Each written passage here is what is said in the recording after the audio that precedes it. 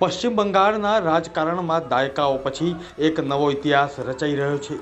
શુભેન્દુ અધિકારી બન્યા છે બંગાળ ભાજપના ધારાસભ્ય દળના નેતા। કેન્દ્રીય ગૃહમંત્રી અમિત શાહે કોલકાતામાં આ મહત્વની જાહેરાત કરી।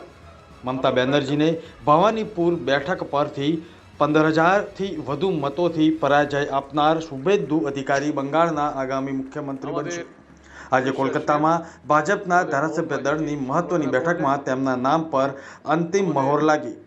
આવતીકાલે એટલે કે 9 મેના રોજ રવિન્દ્ર જયંતીના પવિત્ર અવસરે શુભેન્દુ અધિકારી મુખ્યમંત્રી પદના શપથ લેશે।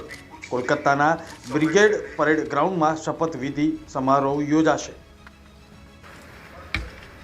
उस मीटिंग में भाजपा के राष्ट्रीय अध्यक्ष जी ने मुझे और श्री मोहन चरण मांझी जी को केंद्र की ओर से पर्यवेक्षक के रूप में यहाँ भेजा था। अभी कुछ समय पहले ही चुनाव की प्रक्रिया पूरी हुई है।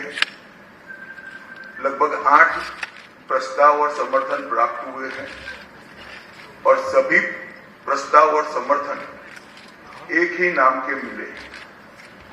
उसके बाद दूसरे नाम के लिए भी सबको समय दिया गया, पर्याप्त समय दिया गया, मगर कोई दूसरा नाम नहीं आया है। इसलिए केंद्रीय पर्यवेक्षक के रूप में मैं श्री शुभेंदु अधिकारी जी को